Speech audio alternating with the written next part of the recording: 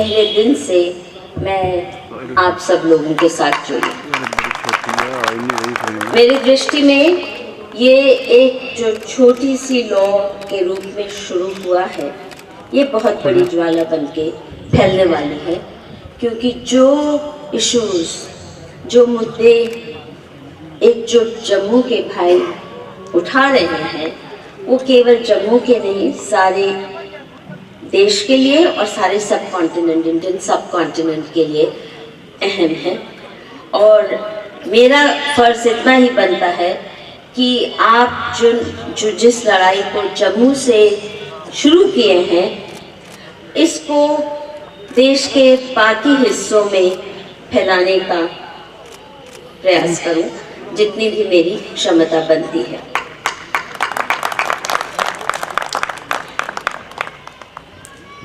मुझे हाल ही में मालूम हुआ कि मेरे नाना JNK के स्टेट सब्जेक्ट थे।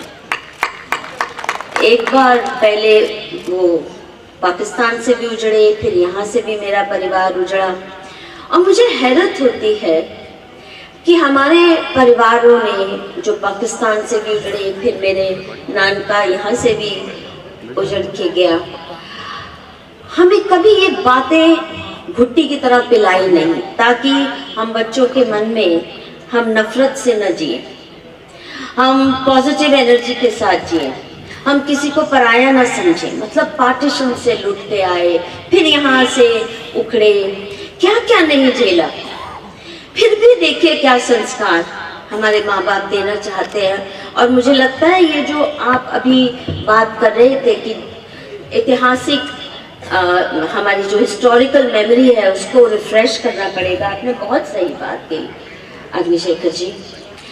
हमें भुलाई जाती है दो कारणों से। एक तो कि हमारे संस्कार, जो हिंदू धर्म के संस्कार हैं, वो नफरत सिखाते ही नहीं, किसी को पराया समझने की मानसिकता देना ही नहीं चाहते। दूसरी ओर ये हिस्टोरिकल मेमोरी इतनी दुखदाई है, इतनी लंबी है कि सच में इसकी तरफ अगर आप मुखातिब हो जाएं तो नींद हराम हो जाती है। It's not easy to stomach it. और मैं तो हिस्ट्री की स्टूडेंट रही हूँ, JNU में पढ़ी हूँ, पर जो हिस्ट्री हमें पढ़ाई जानी थी, चाहिए थी, वो कभी पढ़ाई नहीं गई। हिस्ट्री की स्टूडेंट रहने के बावजूद मुझे नहीं याद कि हमने कभी JNU के उस दौर में कभी गुरु गोविंद सिंह का नाम सुना हो, कभी महाराणा प्रताप का नाम सुना हो, और जो अन्य हस्तियां आप बता रहे हैं उनका नाम सुना हो। हमने मुगल सिस्टम के अग्रेरियन रिफॉर्म्स की बड़ी बातें पढ़ी, वगैरह वगैरह। कैसे ऑफिशियली सेंसर की जा रही है, ऐसे लगता है जब मैं अब देखती हूँ उन वर्षों को, तो यही लगता है कि ब्रेन तो रिमोट कंट्रोल शायद पाकिस्तान से ही हो रहा है कि हमें कैसी हिस्ट्री पढ़नी है, हमें क्या पॉलिटिकल नैरेटिव देना है। और ये पॉलिटिकल नैरेटिव का मिस्चीफ अभी हाल ही में जब कठुआ केस के जरिए जाहिर हुआ, तो सच में I think for me it was a very major wake up call. Now there is no going back.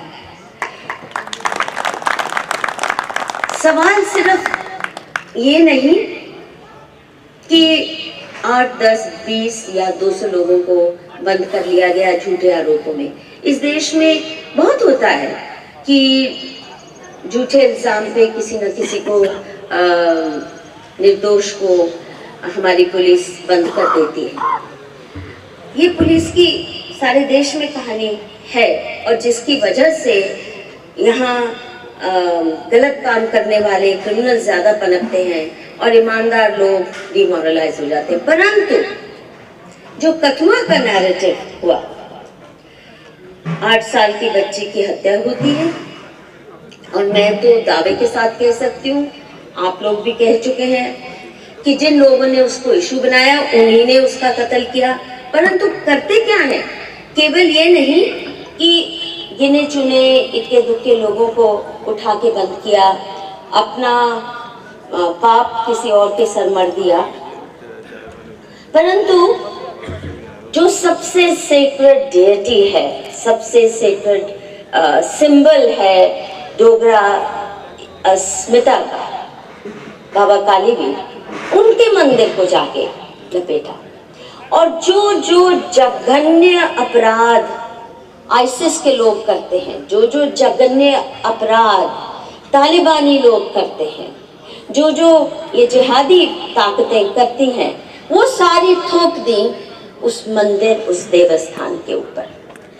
ये नैरेटिव बनाने की हिम्मत वो भी तब जब मोदी जी दिल्ली में प्रधानमंत्री हो और बीजेपी की यहाँ पे गठबंधन की सरकार हो, उनके रहते इतनी हिम्मत कि निर्दोषों को ही नहीं टारगेट किया गया, पर डेमोग्राफिक इन्वेजन के ऊपर पर्दा डालने के लिए एक इतना भयंकर विषम नैरेटिव पूरे डोगरा समुदाय और उनके सेक्रेड साइट्स और उनके सेक्रेड डिएटी पर जिस तरह के किया गया, इट रिक्वायर्स रियल जीनियस।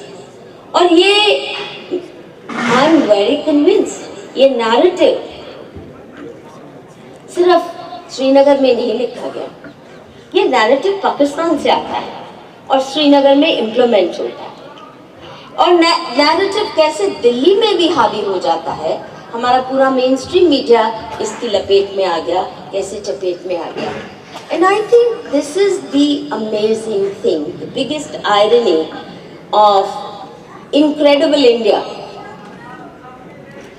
कि जो इस देश में इस्लामो फासिस्ट हैं, जो कभी डेमोक्रेसी में विश्वास नहीं करते, जो कत्लेआम गजवाए हिंद उनका ओपन डिक्लेयर्ड मैनिफेस्टो है, उन्होंने कभी इस बात पे इनकार नहीं किया कि पाकिस्तान के बनने के बाद उनका एजेंडा है कि पूरा हिंदुस्तान का इस्लामीकरण हो। वो छुपाते भी नहीं हैं, हम मानने को तैयार नहीं हैं। और उसका एक बड़ा कारण ये भी शायद कि इस्लामोफासिस्ट जो है उसने ह्यूमन राइट्स डिस्कोर्स पे पूरा कब्जा कर लिया। कश्मीर में जब पंडितों को भगाया जाता है, रेप्स होते हैं, मर्डर्स होते हैं, टारगेटेड असैसिनेशंस होती हैं, हम दिल्ली में बैठ के हमें जो नैरेटिव पढ़ाया जाता है, और मैं भी उसके भुलावे में आ गई कि ये बेचारे कश्मीरी मुस्लिम्स इसलिए रो रहे हैं कि इनको ढंग से डेमोक्रेसी नहीं मिली, इनकी इलेक्शन रिगिंग हुई है। तो इलेक्शन रिग किसने की? नेशनल कॉन्फ्रेंस ने। तो पंडितों को क्यों फिर भगा रहे हैं? यानी एक छोटी सी माइनॉरिटी को भी आप टॉलरेट नहीं कर सकते। इस तरह का इंटॉलरेंस एक तरफ, और दूसरी तरफ जो नैरेटिव है वो है ह्यूमन राइट्स का, वो है डेमोक्रेटिक फ्रीडम्स का। आप कत्ल भी करते हैं, आप एथनिक क्लेंजिंग करते हैं, वो ह्यूमन राइट्स के नाम पर। और अब जो डेमोग्राफिक इन्वेजन हो रहा है जम्मू का, कि इसको भी पाकिस्तान का हिस्सा कैसे बना दिया जाए, या कम से कम कश्मीरीकरण, इसका जो इस्लामीकरण हो जाए, कितना सिस्टमैटिकली लीगल ढंग से। और पवन गुप्ता जी सही कह रहे थे, ये सब हमारे लोग पूरे सहयोग दे रहे हैं। बीजेपी के लोग असेंबली में बैठ के उन कानूनों को बिना पढ़े पारित होने देते हैं, जहां महबूबा मुफ्ती या उससे पहले की सरकारें ये कहती हैं कि आओ जितनी मर्जी ज़मीन ले लो, फॉरेस्ट लैंड जितना मर्जी ऑक्यूपाई कर लो, कोई भी ज़मीन सरकारी ले लो, पुलिस भी नहीं आएगी आपको रोकने को। बाहर से भी रोहिंग्या मुस्लिम्स को बुलाया जाता है यहाँ पे सेटल होने को, बाकी किसी को हक नहीं है। और ये सब ह्यूमन राइट्स के दलाल करवाते हैं, ये डेमोग्राफिक इन्वेजन। 7 रोहिंग्या मुसलमानों को वापस भेजने के लिए भारत सरकार को एड़ी चोटी की मेहनत करनी पड़ी। और दूसरी तरफ आप देखते हैं देश के सबसे काबिल वकील, पूरी फौज लगी है, ये कहने के लिए कि हिंदुस्तान एक फासिस्ट ताकत बन रही है, रेफ्यूजी भी नहीं दे रहे, ये तो हमारा धर्म है। हाँ, हमारा धर्म है, पिटो, बार बार पिटो, एथनिक क्लेंजिंग सा हो, और फिर भी जबान मत खोलो। ये हमें पाठ पढ़ाया जा रहा है।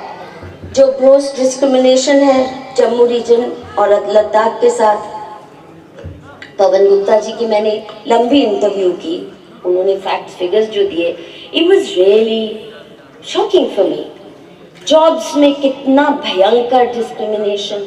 जो नौकरियां हैं सरकारी, वो छोटी सी 15% है ना, कश्मीर टेरिटरी पूरे JNK स्टेट की, मोनोपोली जॉब्स पे, फंड्स पे, जो पैसा आता है अंधा कुआं है कश्मीर, वहीं जा रहा है। और सब कुछ लेते हुए भी हर वक्त हाय तौबा, वही पिटे हुए हैं, उन्हीं का रोना सुनता है। हमारा मीडिया भी देखिए, अभी इलेक्शन हुए, लो परसेंटेज ऑफ पोलिंग केवल कश्मीर वैली में थी। एम आई राइट? जम्मू में अच्छी खासी वोटिंग हुई, अच्छी खासी, लद्दाख में बढ़िया वोटिंग हुई। किसी नेशनल अखबार ने इस बात पे तवज्जो नहीं दिलवाई देश की कि अधिकतर रीजन्स जम्मू और कश्मीर JNK के वोटिंग सीरियसली ले रहे हैं। सारे अखबारों में ये तो बाइकआउट हो रहा है, ये क्यों इलेक्शन कराए जा रहे हैं, ये तो सरकार थोप रही है, डेमोक्रेसी इस तरह थोड़े होती है। There is no mention of Jammu, there is no mention of Ladakh, केवल वैली, जो भी वो नैरेटिव सेट करती है। एंड वन रियली वंडर्स, इस देश की हुकूमत कौन चला रहा है, इस देश का मीडिया कौन चला रहा है, कहाँ से रिमोट कंट्रोल हो रहा है जो इनको दिखता नहीं। कठुआ के लोग CBI इंक्वायरी की मांग करते हैं तो उनको कहा जाता है कि आप तो रेपिस्ट को डिफेंड कर रहे हैं। सुप्रीम कोर्ट भी भेज देती है पूरी टीम कि यहाँ के वकीलों की हिम्मत हुई कैसे कि वो CBI इंक्वायरी की मांग करे, या जो भी क्राइम ब्रांच कर रही है उस पर सवालिया निशान उठाए जाए। कभी सुप्रीम कोर्ट ने कश्मीर में नहीं भेजी अपनी कोई टीम, वकीलों को धमकी देते हुए, जहाँ पे कश्मीर में बार एसोसिएशन खुलेआम सेसेशनिस्ट मांगे रखती है, pro Pakistan resolution, pro cessation resolution pass करती है। कभी सुप्रीम कोर्ट ने उसकी हिम्मत नहीं की कि उनको कभी डांटना तो बहुत दूर की बात, हाथ जोड़ के ही कहे कि आप तो वकील हो, आपका काम है भारत का कानून लागू करना, आप कैसे पाकिस्तान की समर्थन करके इस देश के अदालतों में, सिर्फ श्रीनगर नहीं जम्मू में और सुप्रीम कोर्ट तक जाते हैं वकालत करने, पर फिर भी सेसेशनिस्ट है। ये हिम्मत नहीं होती। ये जो जम्मू के साथ हो रहा है, एक मायने में सारे देश में हो रहा है। ये डेमोग्राफिक इम्बैलेंस, डेमोग्राफिक इन्वेजन चारों तरफ से हो रहा है, हर शहर में हो रहा है। दिल्ली में भी हम देख रहे हैं मिनी पाकिस्तान बन रहे हैं, और किसी की हिम्मत नहीं सवाल उठाए, या पुलिस की हिम्मत नहीं। ये आप देख लीजिए, कभी भी जिनको आज मिनी पाकिस्तान कहा जाता है, वहाँ पुलिस वहाँ उन इलाकों में जाके कभी क्रिमिनल को अरेस्ट करने की हिम्मत नहीं करती, क्योंकि मालूम है पता नहीं जिंदा लौटे कि नहीं लौटे। हालत ये है, बाहर पकड़ेंगे तो शायद पकड़ लें, वहाँ अंदर जाने की हिम्मत नहीं। अभी आप देख रहे हैं सबरीमला का मसला, एक श्राइन है और हमारे देश में सैकड़ों, हजारों, लाखों देवी देवता हैं, और हर देवी देवता का अपना एक अस्तित्व है, उसकी अपनी पहचान है, उसकी अपनी प्रेफरेंसेस है। माँ वैष्णो देवी टोटली वेजिटेरियन है, वहाँ अंडा तक नहीं जा सकता। माँ काली बंगाल में, वहाँ बकरे की बलि भी होती है। कहीं मोदक और लड्डू प्रसाद चढ़ाया जाता है, और कहीं धतूरा भी चढ़ाया जाता है। ये हिंदुस्तान की डाइवर्सिटी है। ये डेमोक्रेसी डाइवर्सिटी के बगैर चल ही नहीं सकती। हर एक को फ्रीडम है। जैसे हम मानुषी में हम झाड़ू पूजा करते हैं, मानुषी स्वच्छ नारायणी बोलते हैं, आज तक किसी शंकराचार्य ने आके नहीं कहा कि आप झाड़ू की कैसे पूजा कर सकते हैं, उसको कैसे देवी मान सकते हैं। हम मानते सत्यनारायण बोलते हैं, उसके 10 हाथ हैं वगैरह वगैरह। पर ये जो आज सिलसिला चल रहा है कि सुप्रीम कोर्ट इतनी एक तरफी बातें करने लगे, सुप्रीम कोर्ट तक इतनी एक तरफी बातें करने लग गया है कि सबरीमला को लेके डेवोटीज कुछ और कह रहे हैं, जो भक्त हैं वो मान्यताएं मानने में उनको कोई तकलीफ नहीं है, पर दिल्ली, बंबई, पूना से एक्टिविस्ट जो ना उनमें से ना कुछ हिंदू हैं और कई एथिस्ट भी हैं जिनका कोई लेन देन नहीं है उस श्राइन से, वो ऐसे हक जता रहे हैं कि पुलिस प्रोटेक्शन में जाएंगे उन सब मान मर्यादाओं का उल्लंघन करके जो वहाँ पे सैकड़ों वर्षों से चली आई। और सुप्रीम कोर्ट कहता है हाँ बिल्कुल माना जाएगा। आर्टिकल 35A पर इनको औरतों के अधिकार की बात नहीं समझ आती, उसको रद्द करने में सुप्रीम कोर्ट की हिम्मत नहीं है। पर सबरीमला पे लिटरली पुलिस कैंप बना है और इतने हजारों लोगों को अरेस्ट कर दिया। उनकी क्या केवल मांग है कि हमारा श्राइन है, हमारे देवता हैं, जैसे आपके कालीवीर है, वहाँ लॉर्ड अयप्पा है, इनको इनकी डेवोटीज की मान्यताओं के अनुसार चलने दीजिए, बाहर लोगों का कोई हस्तक्षेप नहीं होना चाहिए। पर सुप्रीम कोर्ट कहता नहीं, पुलिस भी भेजेंगे, आर्मी भी भेजेंगे और हम औरतों के हकों के नाम पर आपकी मान्यताओं पे पुलिस बूट चलाएंगे, रौंदेंगे उन्हें। उसी सुप्रीम कोर्ट की ऐसे हिम्मत नहीं है कि मॉस्क में भी औरतों की एंट्री करवा दे, मस्जिदों में भी करवा दे। Now the point that I would like to conclude with, बहुत समय की पाबंदी है, बहुत से लोगों और ने भी बोलना है। मेरा मानना है कि आर्टिकल 35A, आर्टिकल 370, इनकी बात तो चलनी जरूरी है, पर इससे भी ज्यादा आई थिंक अगर हम छोटी छोटी बातें पे लड़ते रहेंगे तो ये बड़े मोर्चे वही लोग जीतते रहेंगे।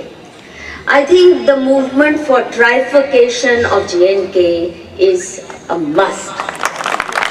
जम्मू को, लद्दाख को मुक्त कीजिए, आज़ाद कीजिए, ये गुलामी वाकई असहनीय है। मैं दिल्ली में बैठ के इसकी जो एक्सेसेस हैं, you know, it has really seriously, मेरी तो रातों की नींद कथुआ कांड से हराम हो गई है। It's really severely affecting. What are we doing to India? Trifurcation तो बहुत जरूरी है, और अगर ट्राइफिकेशन होता है तो 35A वैली में देखेंगे उसका क्या हिसाब किताब करना है। वहां पे भी कानून कश्मीर की स्थापना बहुत जरूरी है। कोई और तरीका नहीं है कश्मीरी पंडितों को वापस भेजने का। मुझे याद है जब मुफ्ती साहब चीफ मिनिस्टर थे तो उन्होंने एक दो कुछ कश्मीरी कॉलोनी क्या बोलते हैं कैंप्स बनाए कि हम वापस ला रहे हैं बहुत फैनफेयर के साथ। और मुझे कहा मधु जाके देख के आओ, हमने देखो कैसे इंतजाम कर रहे हैं। It was really shocking. एक तो they are sitting ducks, आप 1500 लोगों के लिए एक कैंप सा बार्ब्ड वायर का कैंप खटिया से खटिया कर एक एक छोटे छोटे डब्बे में दो दो परिवार तीन तीन परिवार रह रहे हैं। कोई प्राइवेसी नहीं, कोई परिवार को ला नहीं सकता। और जब भी वहां पे फसाद हुए तो you are sitting ducks, very few people are willing to go under that. उस कैंप से बाहर आप सेफ नहीं महसूस करते। जो कश्मीरी पंडित गए भी ये सोच के कि चलो नौकरी मिल जाएगी, उनकी हिम्मत नहीं। उनमें से एक भी मुझे नहीं मिला जिसने कहा हो कि मेरी हिम्मत इतनी भी है कि मेरा गांव का घर जिस पे कब्जा हो गया या जिसको जला दिया गया, मैं गांव में जाके उसको देख के आने की भी हिम्मत नहीं, जाने की हिम्मत। ये माहौल है। तो आप कहते हैं कि जब भी कश्मीरी पंडितों की बात होती है तो कहते हैं कि हाँ हमारे साथ आके रहें, मिलजुल के रहें। तो आप खाली कर दीजिए ना घर जो उनके थे, तो रह लेंगे। और नहीं तो पानून कश्मीर और साथ में सैनिक कॉलोनी उसकी प्रोटेक्शन के लिए I think it's very necessary. उसके साथ साथ इनको आर्टिकल 35A, आर्टिकल 370 रखना है वैली में तो ठीक है, पर एक शर्त पर, ये बाहर कहीं भी प्रॉपर्टी जम्मू में भी नहीं खरीद सकते, इनकी सब कॉन्फिस्केट हो जाए। कश्मीर से कन्याकुमारी तक फैल गए हैं। हर 5 स्टार होटल में अगर 10 दुकानें हैं हैंडीक्राफ्ट्स की, एक्सपेंसिव हैंडीक्राफ्ट्स की 5 स्टार 4 स्टार होटल्स में, 10 में से 6 तो कश्मीरी चला रहे हैं। हर जगह प्रॉपर्टी ली गई। और बहुत सी ये जो बिजनेस एस्टैब्लिशमेंट्स हैं, लेट्स फेस इट, ये स्लीपर सेल्स भी हैं, ये जिहाद फैलाने के सेल्स हैं, प्रोटेक्शन देने के सेल्स हैं। और अगर आप देश हिंदुस्तान को मानते ही नहीं, उसका संविधान नहीं मानते, तो आपके पास ना पासपोर्ट होना चाहिए, ना आपको हक होना चाहिए कहीं और बाहर जाके आपको नौकरी मिले, या आप घर या प्रॉपर्टी या बिजनेस एस्टैब्लिश। ये कॉन्फिस्केट अगर केवल हुर्रियत एनसी के लीडर से ही शुरू कर ले और पीडीपी के, तो बहुत सी बातें फटाफट सुलझने लगेंगी।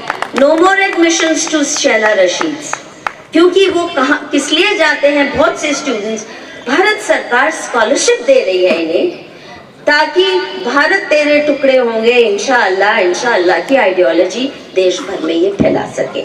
और पैसे की कोई भरमार नहीं। अंकुर जी, आप अगर भारत तेरे टुकड़े गैंग के दिशा में चलते तो आपको पैसों की आपके एकजुट में भी कोई कमी नहीं होती। फोर्ड फाउंडेशन, रॉकफेलर फाउंडेशन, तरह तरह के आपको हवाला से भी बड़े पैसे आ जाने थे मिडिल ईस्ट से। You would be swimming in money. अब आपको 10-10 रुपए 100-100 रुपए के लिए लोगों को अपील करनी पड़ रही है। So I think confiscating properties, no more jobs unless they give it in writing, और वो वेबसाइट पे होना चाहिए that they do abide by the Constitution of India, they do believe Kashmir is a part, Hindustan का हिस्सा है, तभी आपको बाहर जाने की इजाजत होनी चाहिए। नहीं तो इनको वैली में ही आजादी की लड़ाई लड़ने दो, फिर हम संभाल लेंगे। और फाइनली आई थिंक जो बहुत जरूरी है कि ये जो ह्यूमन राइट्स डिस्कोर्स की मोनोपोली इस्लामोफासिस्ट ने कर ली है, ये आज हमारी हालत क्या है? सारे देश में हिंदू कह रहे हैं हमें प्लीज इनके बराबरी का हक तो दे दो। जैसे ये माइनॉरिटी राइट्स इंस्टीट्यूशन चला सकते हैं, हमें भी उतनी स्वतंत्रता तो दे दो जो आपने माइनॉरिटीज को दी है। हमारे मंदिरों को भी चलाने की उतनी स्वतंत्रता तो दे दो जितनी मस्जिदों और गिरजाघरों को है। आज हम कह रहे इनके बराबर के हक तो दे दो। ये सेक्युलरिज्म के नाम पर हमारे साथ अन्याय हो रहा है। So I really think the lamp that you have lighted, Ankur ji, and all your wonderful team, पिछला जो मैंने आपका अधिवेशन अटेंड किया था, आपने इस बार ज़रा खोल दिया, पर इतना बढ़िया, मैं बता रही थी सुशील भाई को और गोविंद भाई जी को भी कि इतना बढ़िया पर्पसफुल मीटिंग मैंने कभी अटेंड नहीं की। और एकजुट टीम की जो क्लैरिटी है, मैंने इन सब के इंटरव्यूज ली, ट्रांसक्राइब की, एक एक शब्द आपका मैंने खुद ट्रांसलेट किया, आपके बहुत से लोगों का। इतनी क्लैरिटी से लड़ाई और देश में कहीं भी शायद नहीं लड़ी जा रही।